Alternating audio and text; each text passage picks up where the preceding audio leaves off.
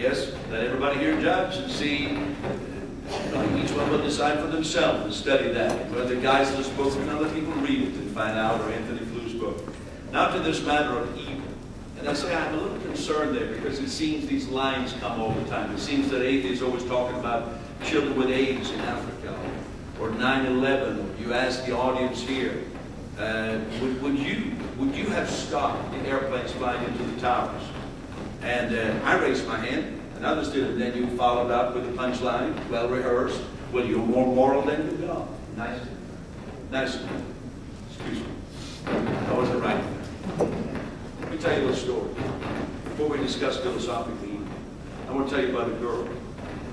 Let's call her Susan. That's not her real name. She lost her high school sweetheart. She has attended a Celebration church. She's now living in Eastern Canada. She lost her high school sweetheart in the towers. That was in the end. 6 months after 9/11, she was diagnosed with cancer. She came back to visit her family in Halifax. 3 months after the diagnosis, she was gang raped in a parking lot in Halifax. Only to find out a few weeks later that the video of that gang rape was on the internet. Here's a woman who certainly can say that there's no God. She certainly would be. I would listen to her say, she's in our church, attended for quite some time before she moved to Halifax.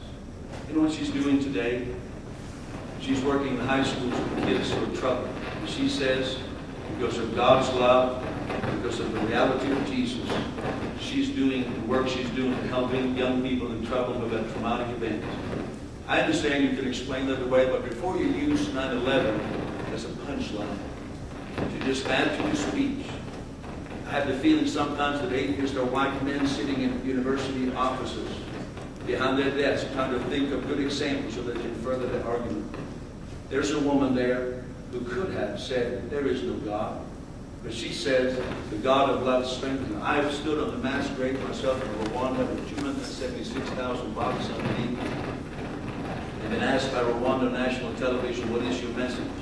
Yeah, I face this. I put my arms around kids with AIDS in Africa. To me, they're not just punchlines in my debate. I got much more to say on this topic. I wonder if you're both in agreement, you can make a question for the discussion on first cause, which maybe make sure that we're on if we want to address subject morality. Is the audio first? Well, we'll do what we can, but we've got to keep the next one. So if you want to address me, We can't hear you! Come back to the issue of first cause. I don't know what mic it is. I'll check. What if it's the one on Fran has so much power? The noise from over here. He was asking if we could delay discussing first cause. Actually, we haven't really talked about first cause, and you brought it up for the first time tonight. I think you brought it up, I think you equivocated, because we're talking about design, and then you switched over to first cause. But those are two different philosophical arguments. The cosmological and the teleological don't really overlap, unless you come to the same answer for both of them. So is the argument of evil. Evil in the existence of Yeah, God. so let's talk about evil. I applaud that young woman who's helping, that woman who's helping struggle. Okay. Sorry for technical difficulties, folks. We'll start over.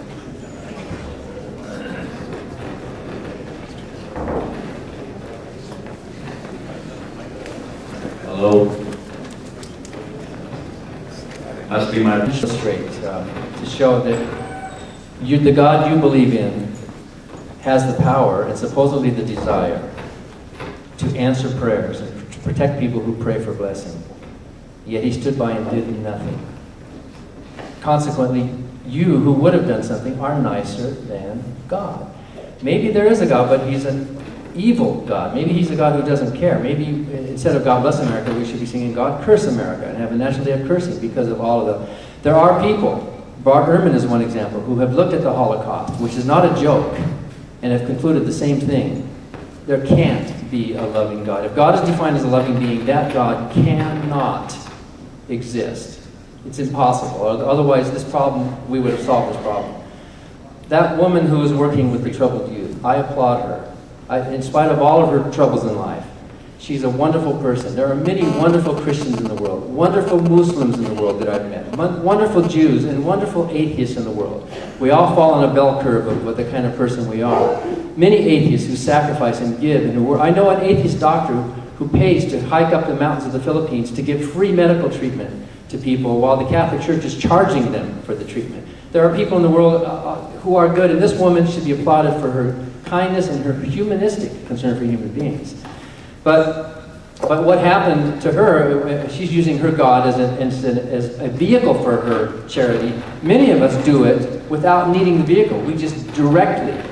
I mean, if you're motivated by the fear of hell to be kind to other people, well, then that shows really how little you think of yourself, because you're thinking, I'm not going to do this unless I'm scared into doing it. Or, if you're motivated by the love of God and the promise of heaven to be kind to others, well, then that shows how little you think of others. You're doing it for a reward. We humanists say we should be good for goodness sake, without needing an excuse or a reason. If you need a reason or an excuse, like God or Allah or whatever, then you're not being truly moral. You're not being truly humanistic. You're doing it for some other ulterior motive. So there are no what we call cosmic moral absolutes, because eventually we're all going to be gone. This is going to blow up. There was a time when we did not exist. It didn't bother us at all. There's going to be a time after we're dead. But we do exist now. And by nature, we are human beings who recoil from harm. We recoil. We don't like pain. We don't like fire. Most of us. If you're mentally and physically healthy, most of us recoil from that. And by nature, we have systems of trying to minimize the amount of harm there is in the world. So every culture has come up with something. We didn't have to wait for the Ten Commandments or the Bible or your God to tell us how we should treat each other. In fact, there's much science being done showing the evolutionary origin of the development of altruism, not just in the human species, but in other species. There are genetic reasons for why we treat each other the way we do. They have nothing to do with some spirit out there, but have to do with us and our involvement in our own species, our love for our own species, and by extension, other species on this planet and the planet as a whole. We don't need a cosmic code. We don't need the Ten Commandments. And by the way, the Ten Commandments are a very poor moral code. Any one of us could have written a better code than that.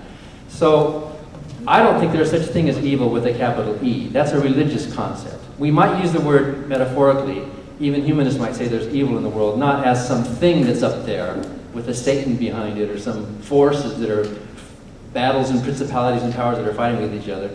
But in the sense that some people are not as mentally healthy as others, they're psychopaths or sociopaths, or people who are causing unnecessary harm, we develop laws to protect ourselves from those people. We build prisons or mental hospitals, or we have systems of justice so that we can deal with attempting to make this world a place with less violence and more understanding. And the Bible certainly does not get us one whit closer to that.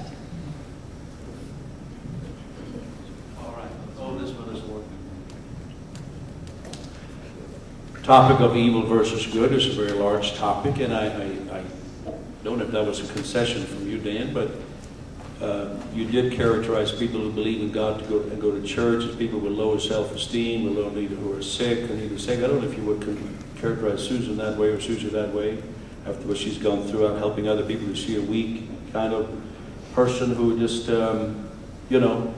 looking for something, or is she a strong person? I suppose she could be committed to an institution if she wanted to. So I don't know how you would rate her on that. God's not nice. Does Christianity produce good? Let's for a moment play along with this philosophical laboratory.